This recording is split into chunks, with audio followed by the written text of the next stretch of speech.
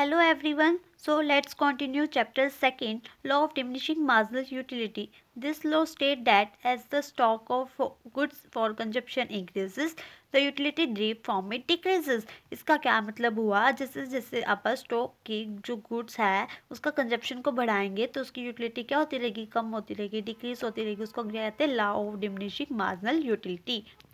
Assumptions of the law of diminishing marginal utility. First, cardinal measurement of utility. It is assumed that utility can be measured in quantitative terms such as 1, 2, 3, etc.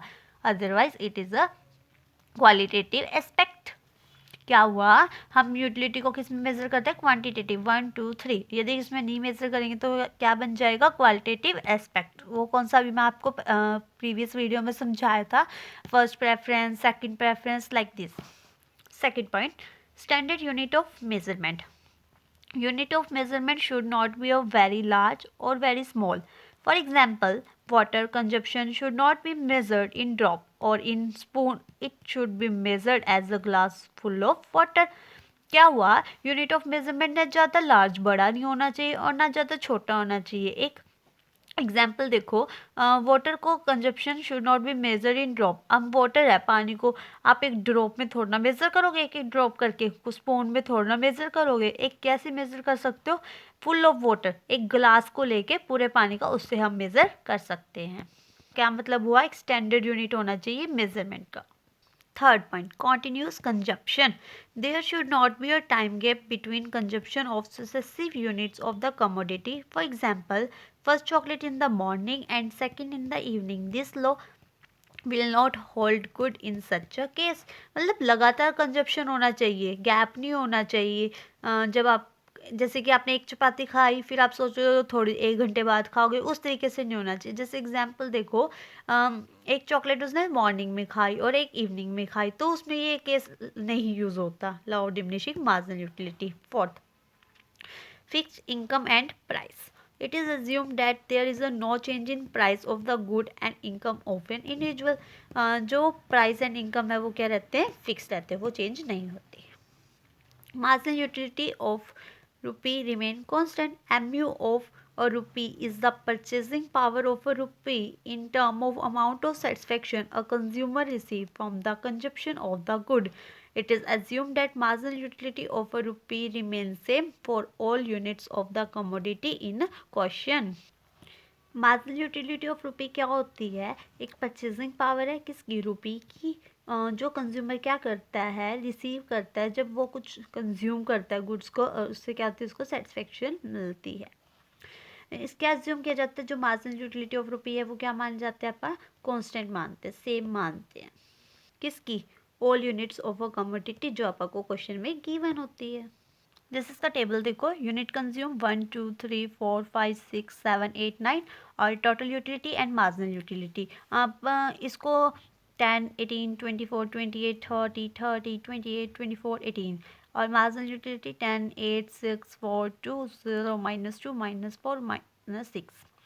अब total utility आप सोचो कि कैसे याद करूँ, बहुत difficult है ऐसे तो. फिर देखो पहले 10 है, 10 में से 8 प्लस किया तो 18, 18 में से 6 किया plus 24, 24 plus 4 28, 28 to 30, 30, 30 -2 28, like this.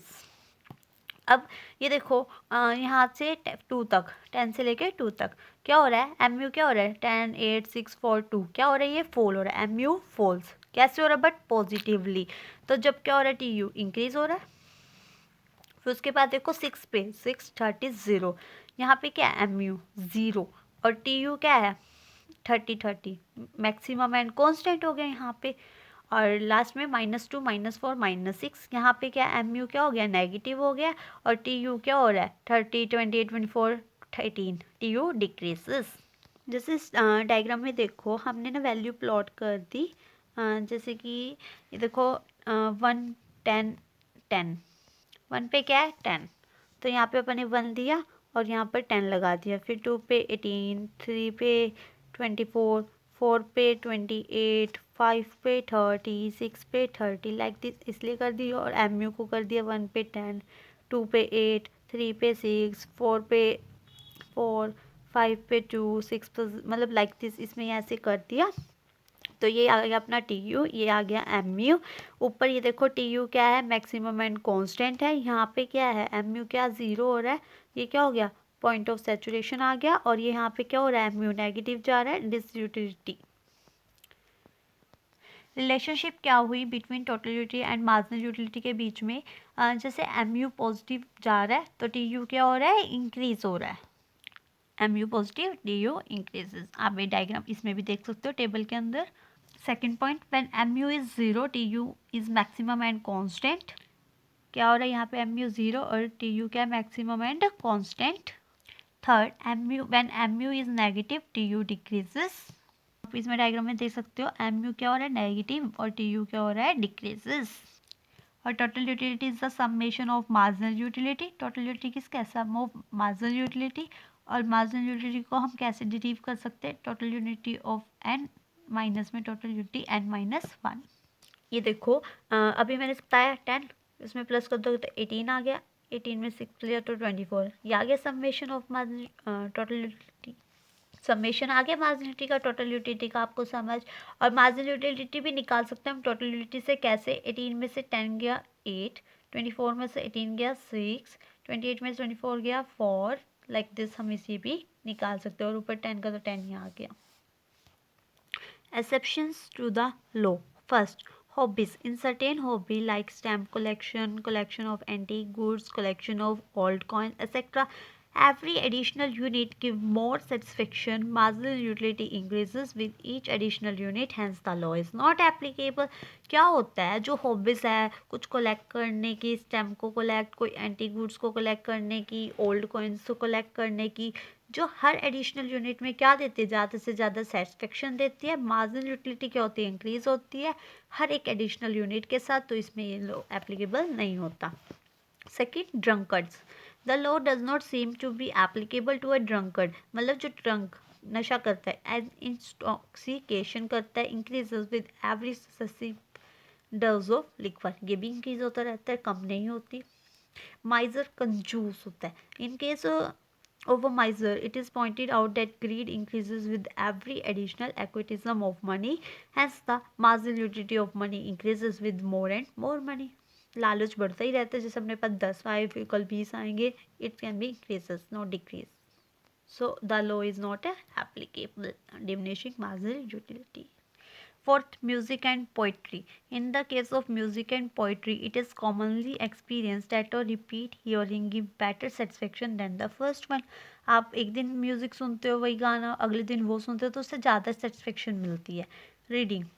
Fifth point, since more reading give more knowledge, a person who love reading would get more and more satisfaction with every additional book. आप रीडिंग कर रहे हो तो आपको नॉलेज मिल रही है, जिसको रीडिंग पसंद है वो क्या कर, उसको ज़्यादा से ज़्यादा सेटिस्फेक्शन मिलती रहती है हर एक एडिशनल बुक के साथ। तो ये 5 एक्सेप्शंस है जो जहाँ पे ये अप्लाई नहीं होता, diminishing marginal utility. You can take screenshot.